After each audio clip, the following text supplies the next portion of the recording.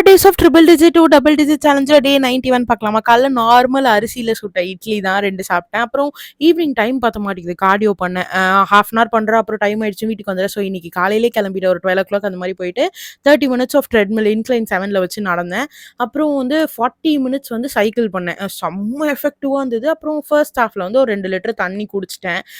செம்ம சூப்பராக இருந்தது. செம்ம ஸ்வெட்டு எக்ஸ்பெக்டே பண்ணல. செம்ம சூப்பராக இருந்தது. செம்ம ஜாலியாக ரொம்ப கூட்டமே இல்லையா ஜிம்ல.